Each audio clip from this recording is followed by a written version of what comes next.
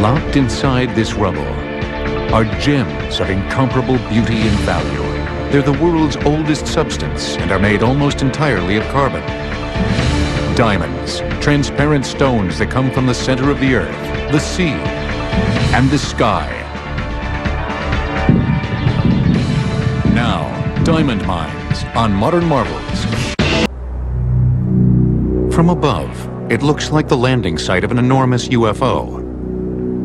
But in reality, this is one of the most prolific open-pit diamond mines in the world. In a remote part of Botswana, deep in the Kalahari Desert, the De Beers Company and the government of Botswana are digging for gem-quality diamonds. Last year, this mine, the Jwaneng mine, extracted over 11 million carats of diamonds from 9 million tons of treated ore. Jwaneng mine obviously is one of the richer mines, or the richest mines in the world at this point in time. What you do is you dig down to a certain level. So you're digging down into that volcanic cone, if you like. And you need to get to the kimberlitic part of it, the kimberlite ore. That contains the diamonds. So you're going in at these angles. Now, in order that the walls, if you like, of this open pit mine don't fall in on themselves, you stagger it down in a series of terraces. Terraces, like something you'd see in the Roman Colosseum, ring the interior of the pit. Mining is done on these benches as well as on the mine's floor. At the base of the pit, ore is removed by hydraulic shovels and loaded onto 170-ton capacity trucks for transport.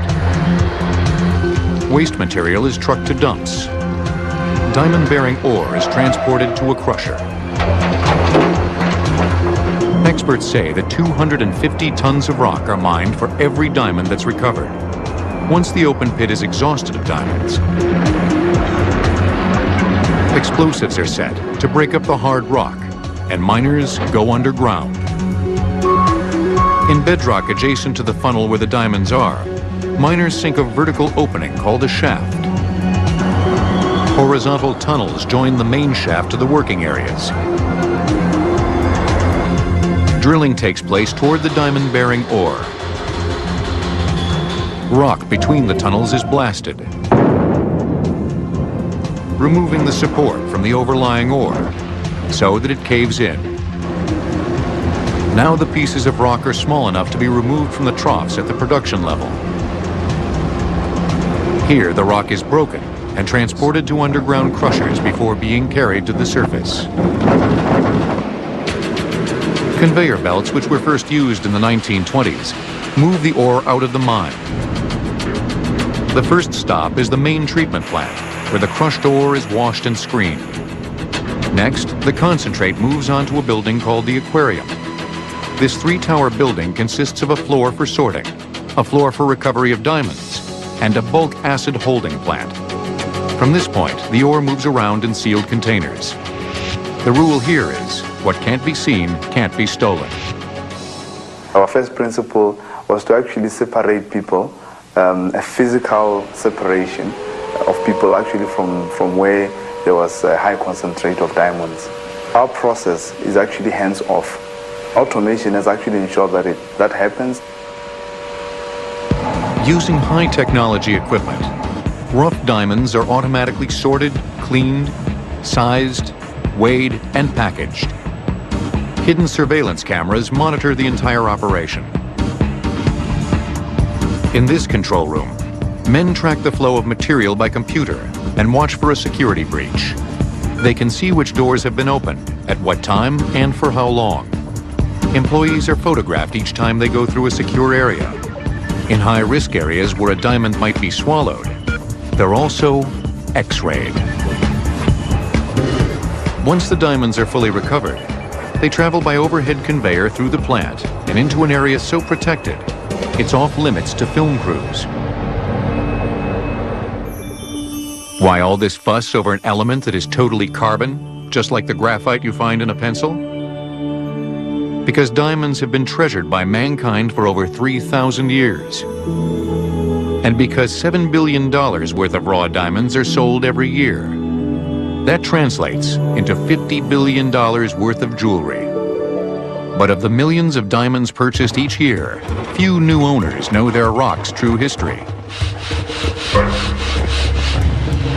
Diamonds have to form at extremely high temperature and extremely high pressure. And the only place on Earth you find this is deep underground, perhaps 100 miles below the surface of the Earth.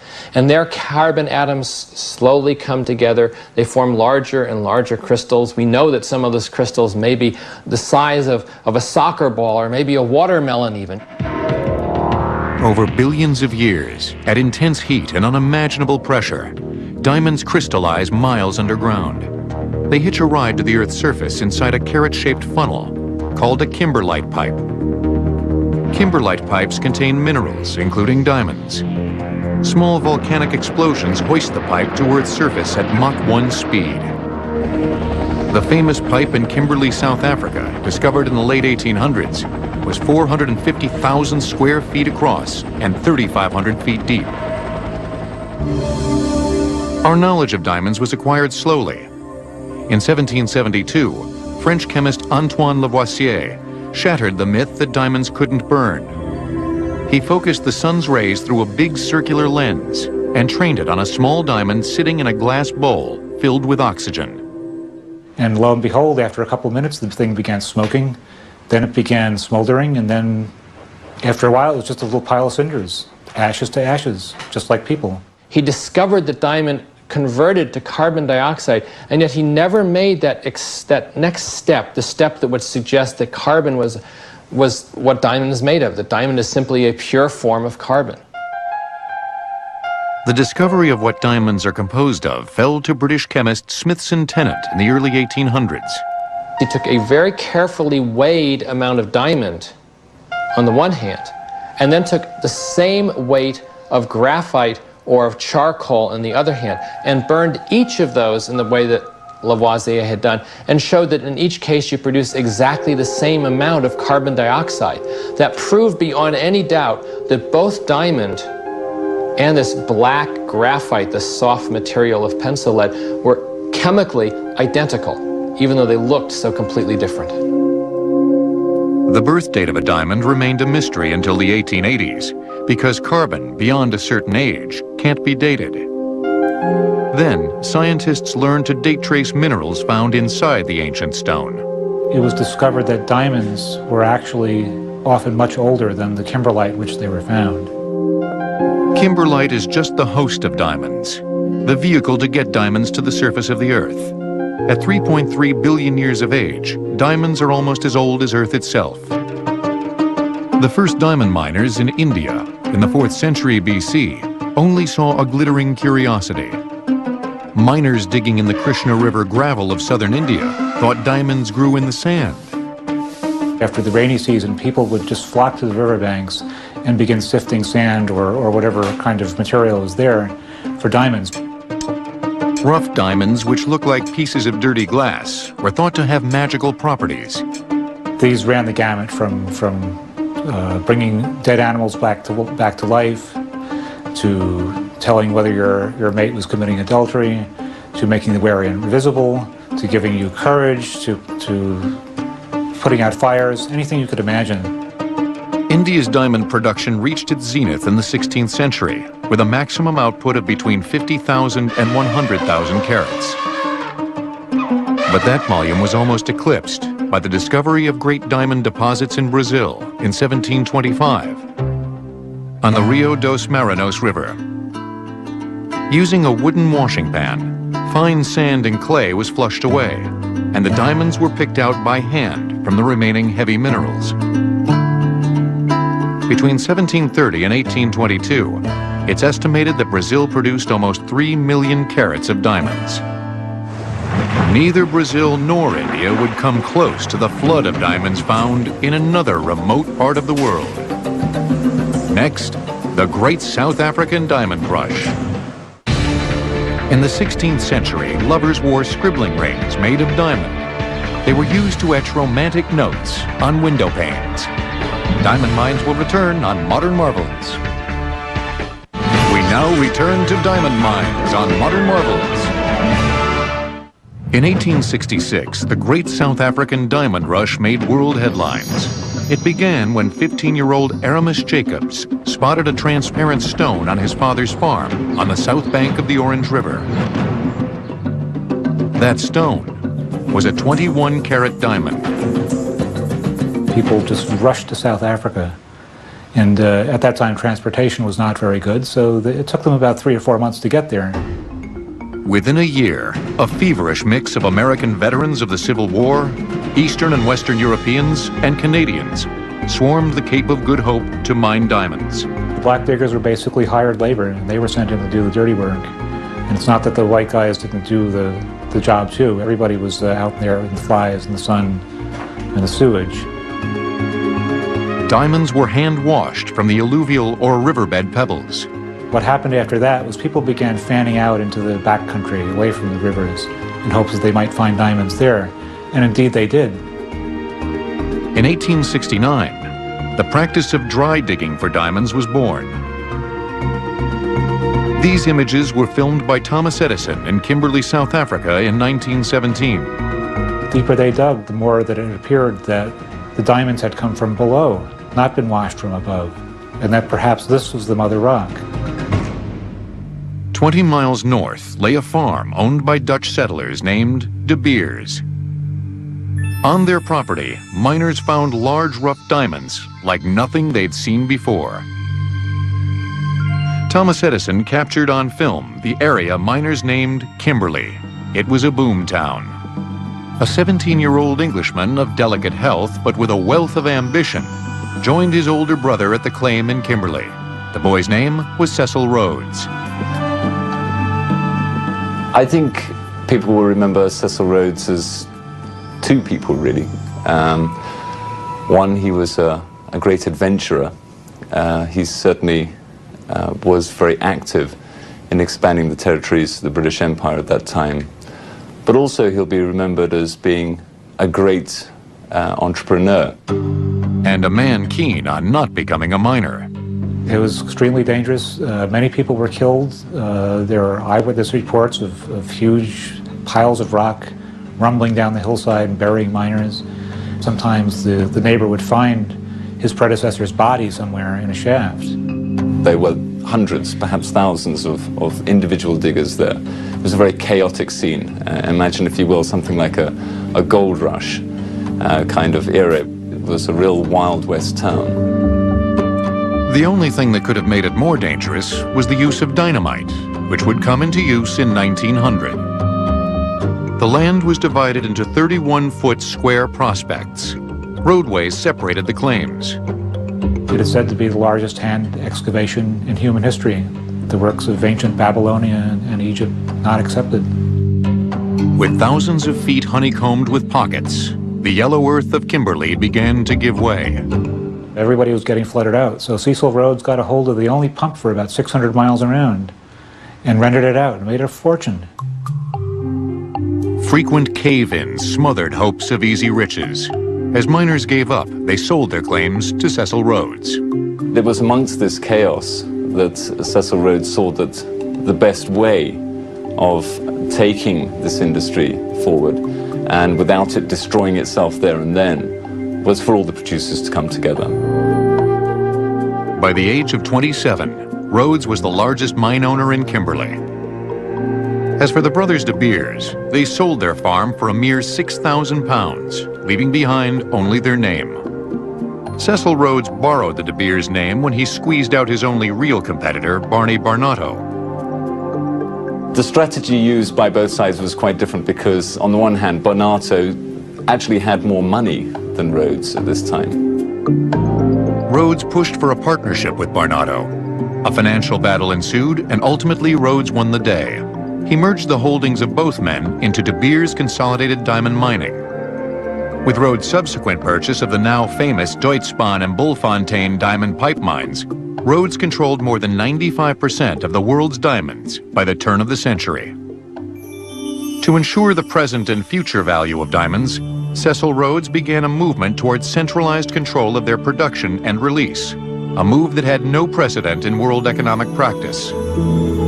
He predicated the volume of diamonds he'd release for market on the number of marriages every year in the United States, for engagement rings were the bulk of the diamond gem market. Distribution of his diamonds would go through a single channel. The birth of what we came to know as single-channel marketing was really in 1890, a couple of years after the establishment of De Beers Consolidated. And this was when a group of diamantaires based here in Hatton Garden came together and created the London Diamond Syndicate. And this syndicate basically took the production from the De Beers mines and marketed them onto the world. The stage was set for an up-and-comer to reap the rewards of Cecil Rhodes' plan. Ernest Oppenheimer moved to London, worked for a company called Duncan Spuller with his uncle, and eventually in 1902, just shortly after the death of Cecil Rhodes, went down to Kimberley and began buying diamonds from De Beers to sell back through his uncle's firm. In Kimberley, Oppenheimer saw the gradual erosion of the diamond industry. Single-channel marketing worked well as long as this one area produced 95% of the world's diamonds. But new producers from Angola, the Congo, and Namibia were pumping diamonds onto the world market, which would ultimately force the price of diamonds down. With backing from financier J.P. Morgan, Oppenheimer formed the Anglo-American Corporation to exploit a gold field in Africa's East Witwatersrand. In the meantime, the onset of World War I drove the diamond industry down. Money was spent on staples, not on diamonds. When Oppenheimer returned to South Africa in the 1920s, he was in a position to buy up some diamond claims along the west coast of Namibia. Later, he traded that mine for De Beers stock and seized control of the company. In 1926, he became a De Beers director. In 1929, he was its chairman. By then, he had taken the diamond business to its next level. He not only controlled the world's diamond supply, he controlled the key players who would sell it. This allowed him then to go on to create his vision of long-term stability within the industry. And this is when in 1930 we see the bringing together again of all these producers now and the creation of what became known as the Central Selling Organization. Okay, look, I guarantee 250, yeah? The Oppenheimer family successfully ran De Beers as a cartel right into the 21st century, even though it meant they would be legally prevented from doing business on U.S. soil. Only recently has the diamond monopoly lost its vice-like grip. A proliferation of diamond mines outside of De Beers' control has, at last, begun to erode the giant's dominion over the world's most precious gem. Next, Russia puts the first cracks in De Beers' ice empire. African rebels illegally mine 4% of the world's diamonds. Because of the gem's association with violence, they're called blood diamonds. Diamond mines will return on Modern Marvels. We now return to diamond mines on Modern Marvels. The Oppenheimers had controlled the world's diamond supply for almost a century when Communist Russia entered the arena in 1947. In 1954, the first kimberlite pipe was found in Siberia. In 1955, 2 more pipes were discovered within 10 days of each other. The Russian mine Akil is one of the richest on Earth. Not in terms of the volume of material that is produced, but because of the large percentage of gem quality diamonds. These are perfect octahedra, beautifully clear stones. To reach the stones, one must go through ground that has been permanently frozen since the last ice age, which lasted from about 1.6 million years to 10,000 years ago. In these extreme Arctic wilderness conditions, a spring day is minus 30 degrees. Mining in these areas posed an entirely new operational vista and an engineering challenge. And the reason was that once permafrost is opened up, and for example, when houses are built on the permafrost, the warmth from the house will tend to melt the ground under you and the foundations will give way correspondingly. The task became keeping the ground permanently frozen so that the foundations of what was built on the permafrost wouldn't sink and fall apart. When it came to the scale of a mine, the challenge was formidable. They wrapped the pylons essentially in a hot water blanket material, and at enormous cost, and essentially kept the pylons cold. And there were only two alternatives. You either keep them hot or you keep them cold, but you have to keep them permanently in that way. The Soviet Union threatened to flood the world's markets with their diamonds. De Beers moved swiftly and bought up their stockpile. That arrangement collapsed in 1991, along with the fall of the Soviet Empire.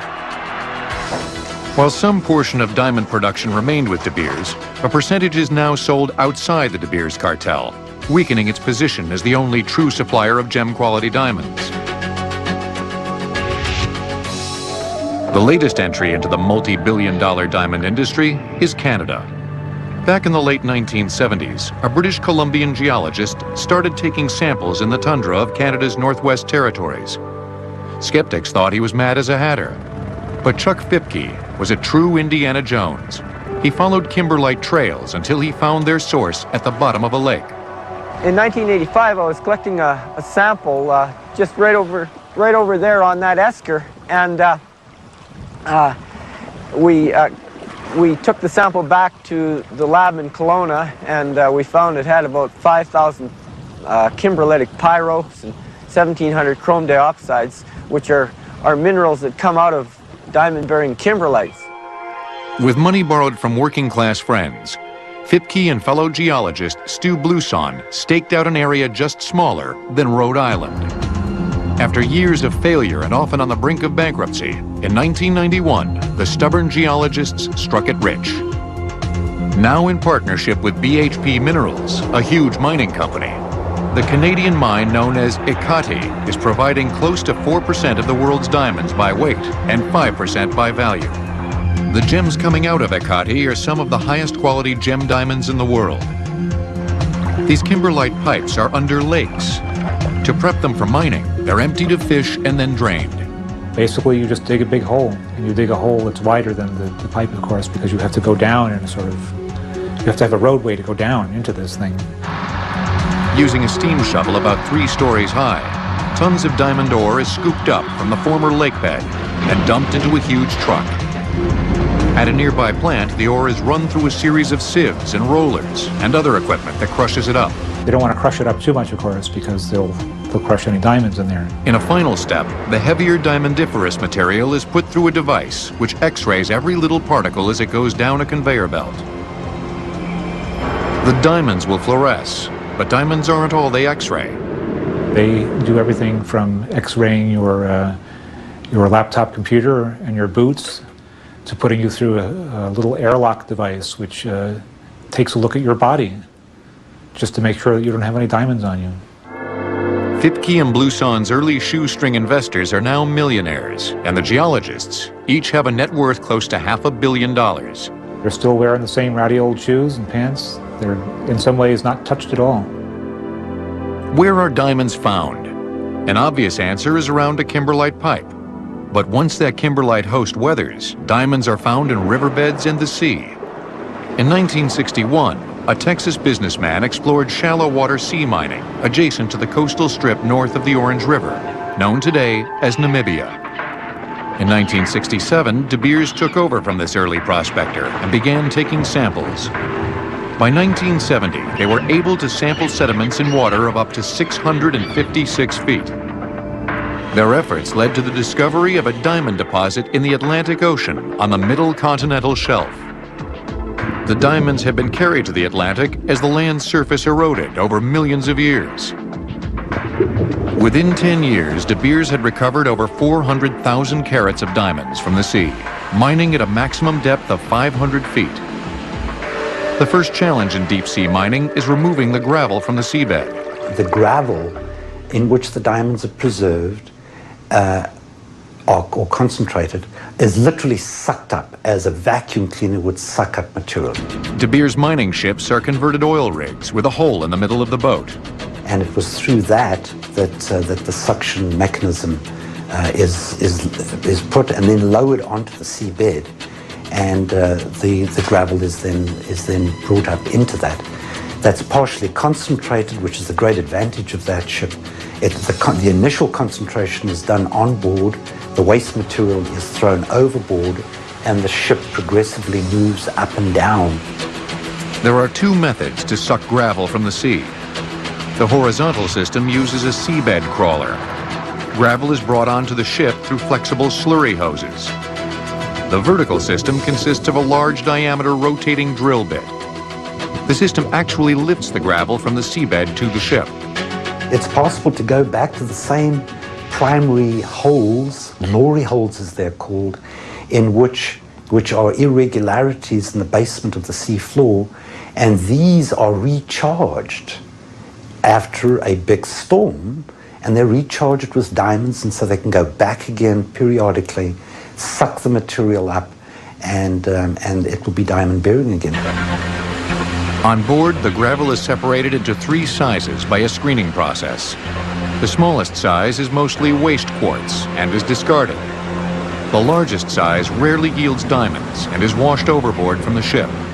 The middle size is processed to separate the heavy minerals, including diamond, from the light waste mineral. The remaining concentrate passes through an X-ray machine, which further separates the fluorescent diamonds from the rest of the material. After the final sort, the diamonds are ready for transport. And then they're put on motorboats, motor launches, and then taken ashore. From diamond mine to jewelry store, only the best stones will make the grade. Next, the hands-on process of sorting diamonds into 16,000 different categories. Today, diamonds are mined in about 25 countries, on every continent but Europe and Antarctica. Diamond mines will return on Modern Marvels. We now return to diamond mines on Modern Marvels. This is Gaborone, the capital city of Botswana. The prosperity of this region is due to the country's rich diamond deposits. Diamonds from Jwaneng mine are sorted and valued in this building. What we're doing at this end of the floor is valuing large diamonds into one of many hundreds of classifications by color, quality, shape. Diamonds are first separated into gem quality, near gem quality, and industrial grade. The purpose of sorting is to estimate an asking price for the rough diamonds. A sorter's initial training lasts 6 months. If he's not maybe very good at sorting, we don't, that's when we just say to them bye-bye. Experienced sorters can make 16,000 different classifications, like color, size, weight, model, clarity, grade, and every subcategory therein. Small stones are sorted by computer. Human hand sorters used to face so-called run-of-mine diamonds, which included every classification. Whereas now, we have machines actually helping us to sort about 60%. Diamonds that pass through this room represent 70% of the gross domestic product of Botswana, a whopping $4 billion. So it's a huge earner, dollar-wise, for Botswana and the economy. And it has transformed the economy over the last 20 years. Sorted rough diamonds are offered for sale in London by De Beers 10 times a year. An elite 125 diamond jewelry manufacturers are invited to these events. You go to London and they will show you the kind of goods that you are experienced to manufacture, and you can handle it and you have the proper distribution, and they will award you a site accordingly. The De Beers site holders manufacture many of the most exquisite pieces of diamond jewelry on the market. These are compilations of years and years of housing and holding an inventory until you actually have enough stones, because what happens is that a lot of the diamonds have to match each other. This fancy yellow diamond necklace took 3 years to assemble.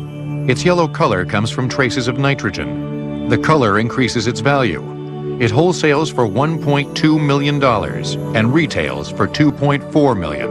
There's a lot of royalty around today with the Arab world and some of the other countries, the emerging countries. There are individuals who are in a position to buy these. Stones are matched by color, clarity, and shape. The piece here in the middle is a tiara as well as a necklace. It's shown here as a tiara. It's got pear shapes and rounds and some marquise and some smaller pear shapes, yellow pear shapes, white pear shapes. Most of the stones in this tiara are graded D, flawless. These are signature. like paintings. Yeah, these are signature pieces for us, though.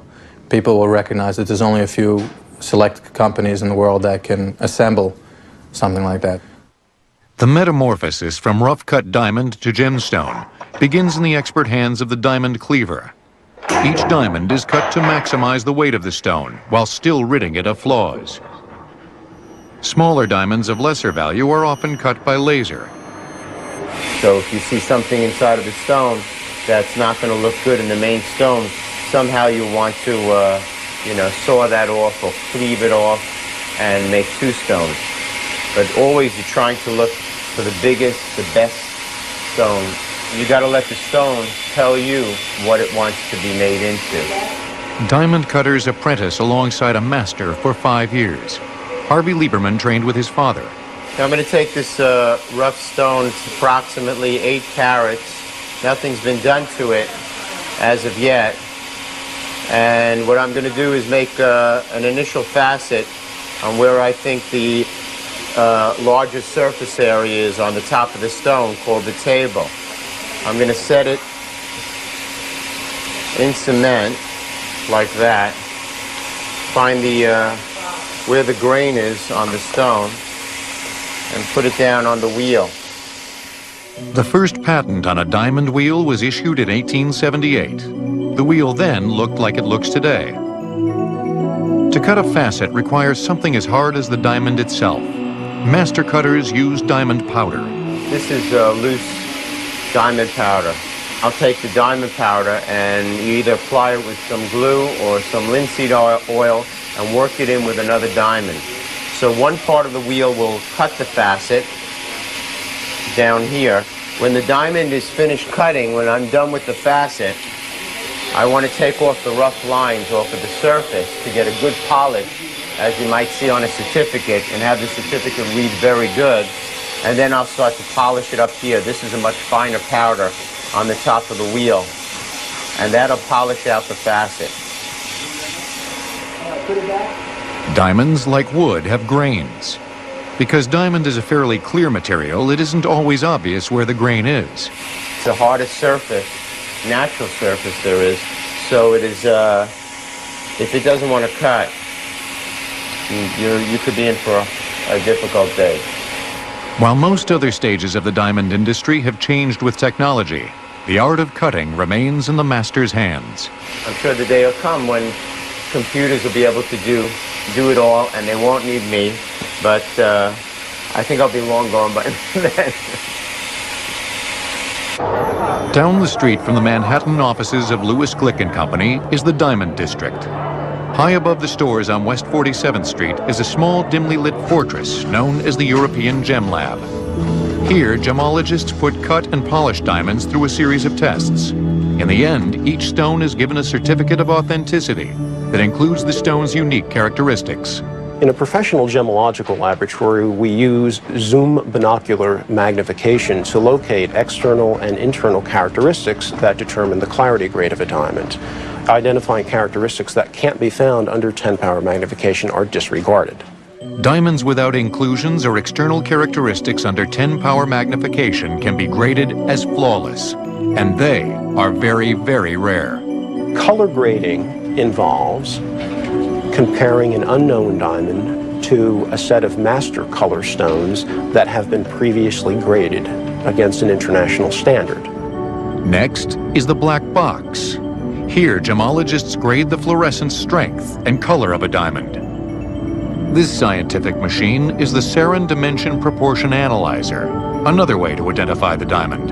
The machine works by showing a shadow image of the diamond on the computer screen, and the computer is analyzing the proportions from hundreds of different angles. That analysis is interpreted and outputted to our central database, which then puts that information onto the EGL USA Diamond Certificate. The relationship of the angles, the quality of the polish, the proportion between the top of the diamond and the bottom of the diamond, the size of the table compared to the width, and many other factors go into grading the quality of the cut. Of the 4 C's, carat weight, clarity grade, color grade, and cutting quality, how the diamond is cut can add the most value to the diamond. There's a relatively new way to identify a diamond that involves inscription.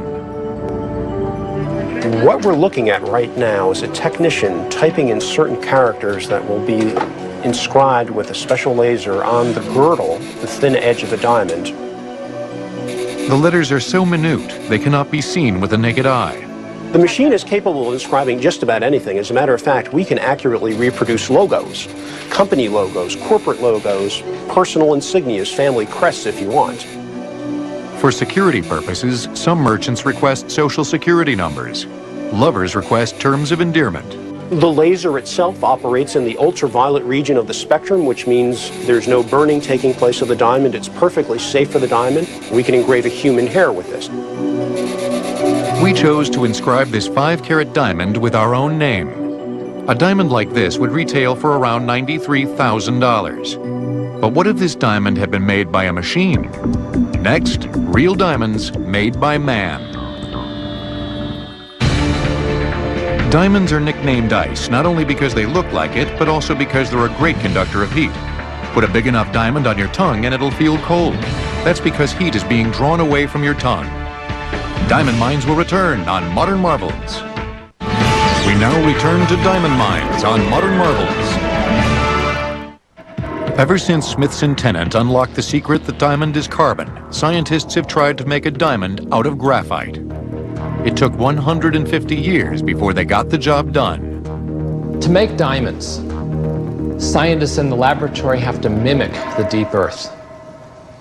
You have to get very high temperatures. And that's not so difficult. We know how to make high temperatures with fire or with electricity passing through material. You can get thousands of degrees, fairly straightforward. But you also have to get high pressure. Pressure is equivalent to a 100-mile column of rock. Henri Moisson, a French chemist who in 1884 took up the study of fluorine, turned his attention in 1892 to the development of the electric arc furnace.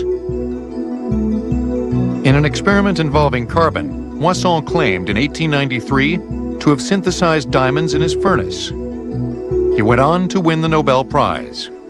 At the end of runs, he would find that he had these glittering, clear, faceted crystals that he had produced in his material. And it turns out those faceted crystals looked a lot like diamonds. So Moisson said, I've made diamonds. And the world, because he was a Nobel Prize winner, believed him. Moisson actually produced silicon carbide, now renamed moissanite. Today, moissanite is marketed as a synthetic gemstone because it looks so much like a diamond, but sells for 1/10 the price. In 1913, William and Lawrence Bragg, a father-son team from England, used the new technology of X-ray crystallography to determine diamonds' atomic structure.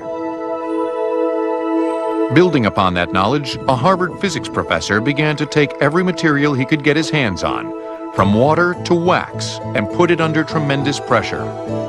He would take alcohols and he would take gasoline, and again, you'd squeeze it and you'd make all sorts of new materials. That's what Percy Bridgman did. He did it better than anybody, and for 4 decades of research, he did this. Percy Bridgman never made diamonds, but he pointed the way for others.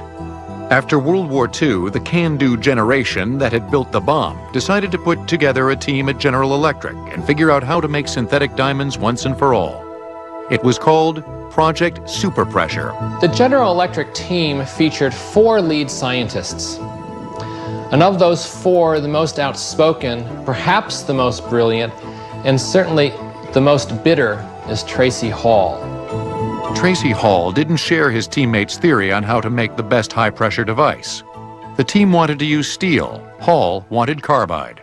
Tracy Hall favored a more tapered design, a design called the belt, in which there was a donut-like apparatus which held the sample in place, and then 2 pistons which squeezed together on that sample. Of the team members, Herb Strong was Tracy Hall's greatest rival. In December of 1954, Strong made a run and claimed to have produced 2 small diamonds. When they were reanalyzed, it was found that the little fragments weren't man-made diamonds. They were tiny mine diamonds that had slipped into the run. Later that December, Tracy Hall, using his belt apparatus device and similar chemical principles that Herb Strong and others had developed, did his run. And there are countless tiny diamonds studded in his experimental run. And that indeed was the first time that humans had made diamonds in a way that was reproducible. For their effort, GE gave each of the lead scientists, including Tracy Hall, a $25 savings bond. The first synthetic diamonds were like little grains of sand. To make big diamonds, the scientists used a different strategy. If you begin your experimental run with a tiny crystal, a tiny diamond crystal, then that provides a place for other carbon atoms to attach. And if they attach slowly and methodically, the small crystal grows into a large crystal. GE discovered you can turn almost any carbon-based substance into diamonds, including peanut butter. The idea is to create an experimental environment of high temperature and high pressure. You have a sample that's composed primarily of carbon, and you want to take that sample and confine it very carefully so that it doesn't squirt out the sides of your apparatus. And you want to squeeze down on that sample using pieces of steel or carbide or even other diamonds in some cases. And then you want to apply tremendous pressure using a large press, and these presses can be 10 or 12 feet tall with thousands of tons of force applied to a very small area. The final step then is to turn on the electric juice and put current through the sample, which heats it up to extremely high temperature while it's at pressure. Electric current passes through two of the opposed anvils and the sample. In a few minutes, the pressure and temperature work their miracle. The cube, now smaller and gray from the heat, is smashed apart by a hammer. This black diamond can be used to attach to a drill bit that can break up solid rock. Early on, all synthetic diamonds were earmarked for industry. Now, perfect gem-quality diamonds are man-made in the laboratory, and they are for sale. A 1-carat synthetic diamond sells for $600. A comparable mine diamond sells for $5,500. What other surprises do diamonds hold for us? Dr. Roy Lewis, a senior scientist at the University of Chicago who spent his career measuring the noble gas xenon and meteorites, stumbled upon diamonds through the back door. The meteorites that they're found in are as old as the Earth, but the diamonds came from stars before our solar system formed. So they're older than the Earth. They're diamonds. They ought to be worth something. If I could get a penny apiece for them, I could retire the national debt. Lewis keeps his pre-solar diamond grains in a vial. He says he has 50 quadrillion. That's 5 followed by 16 zeros. These diamonds that I get are formed in the atmospheres of stars. So this is a fairly high temperature, but actually quite low pressure. They're carbon atoms, just like the diamonds in the Earth, and they are in the same arrangement, one with respect to the other. These so-called nanodiamonds are so tiny, it is impossible to measure them individually. The diamonds are all found in the dark gray matter that's between every single piece that you can see on this thing. But if you throw this thing in a big bucket of hydrofluoric acid, most of it dissolves. If you do a size separation, you end up with diamonds. This photograph of the aggregate space diamonds looks like a sea of black. Each black speck is one diamond. I'm probably shedding diamonds as we speak because there are so many of these diamonds and they're so small. I am certainly contaminated with these diamonds. Now that's a condition few would complain about. It's no wonder diamonds are so prized, given the journey they make. Blasted from deep inside the earth, sifted from the sand, or vacuumed off the ocean's bed. These rough stones are sorted and sawed, ground and polished to fiery perfection. They're at once an indispensable tool of industry and the world's most coveted of jewels. They will always fascinate us. Diamond.